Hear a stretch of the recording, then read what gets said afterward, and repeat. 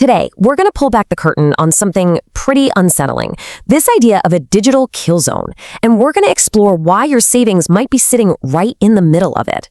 Think about it. You pull up your banking app, you see that number, and you feel safe. It's your money, right? But I want you to really, really think about this question, because what that number actually is, well, it's probably not what you think. See, that balance, it's not a pile of cash with your name on it sitting in a vault. Nope, it's just a line of code in a computer. It's basically a permission slip from the bank saying you're allowed to use that value. And the scary part, that permission can be revoked, just like that. And this really brings us to the core rule of this whole thing. If you can't touch it, you don't really own it. You're just renting it from the grid. We love to think of our bank as a fortress, but the truth is, if you can't physically hold that cash in your hand, your ownership is, let's say, conditional. Okay, so how does this all go wrong in the real world? Let's break it down. We're going to look at 3 big reasons your money isn't as safe as you think. And the first one is what the source material calls the invisible throttle. So here's the term you need to know, teller friction. When the whole banking system gets shaky, it doesn't just crash all at once. It starts to, well, stutter. You might go to the bank to get your own money, and suddenly the teller is asking you a million weird questions, or there are these strange, long delays. That's not an accident. That's teller friction, and it's a deliberate strategy to slow down the panic and keep cash from flying out the door. And this isn't just theory. Look at what happened in Cyprus back in 2013.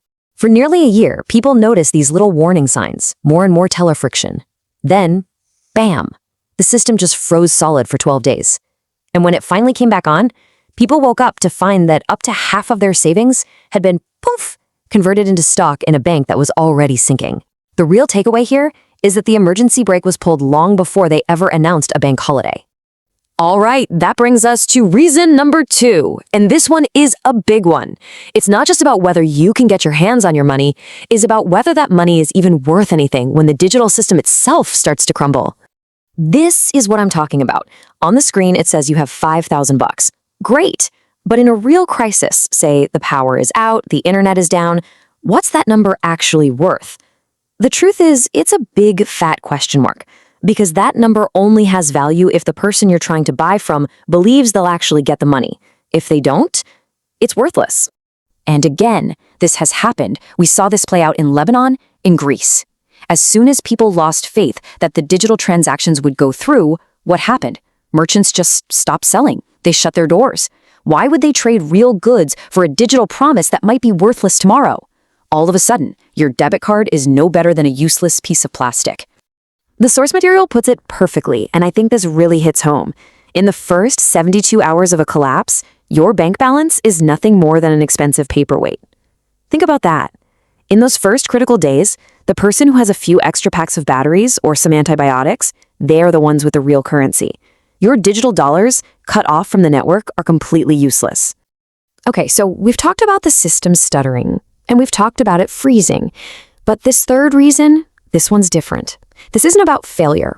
It's about control. It's about the fact that the system is designed to watch your every financial move. So you might think, okay, I get it. I'll just pull my money out in cash before things get bad. Smart, right?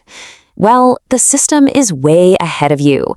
You take out more than 10 grand in cash, boom, automatic report to the feds. So you think, I'll outsmart them. I'll take out 9,900 at a time. Well, congratulations, you've just committed a federal crime. It's called structuring, and they're looking for it. And it goes so much deeper than just cash withdrawals. There are those automatic currency transaction reports. But your bank can also file what's called a suspicious activity report on you, and you'll never even know it happened. They're tracking what you buy with your grocery loyalty cards. All of these little data points get pulled together and cross-referenced to build a profile on you. That private emergency stash you're building, it's all just data being fed into a government server. So, okay, the digital system is risky, cash withdrawals are tracked, so what do? A lot of people's minds jump straight to gold and silver. But before we get to the actual solution, we have to talk about what the source calls this silver coin delusion. It's a really common idea, and we need to interrupt that pattern of thinking. Here's the theory versus the reality. The theory is you walk into a gas station during a blackout and trade a 1-ounce silver coin for a tank of gas. Sounds good, right? But the reality? The teenager behind the counter has no idea what that is. He probably thinks it's a token from an arcade. He doesn't want your shiny coin. He wants a pack of AA batteries for his flashlight. See the difference? Precious metals might be a great long-term store of value, but for a short-term crisis, they're not very practical. So if your bank account is a potential trap and silver coins are a delusion, what's the real answer? What actually works? All right, let's stop talking about the problems and get to the solution. It's called the kinetic buffer fix. And it's a simple 3-step plan you can actually do.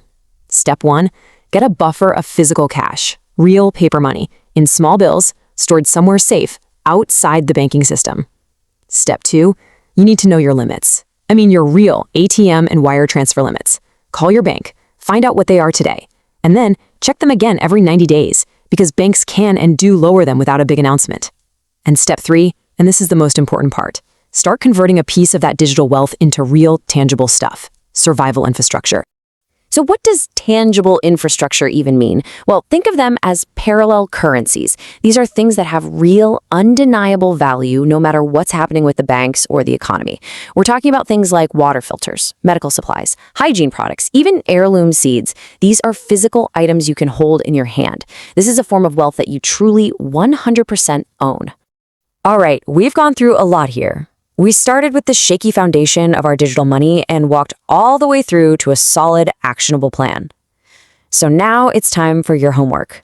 It's time to take this from just an idea to something you actually do. So here it is.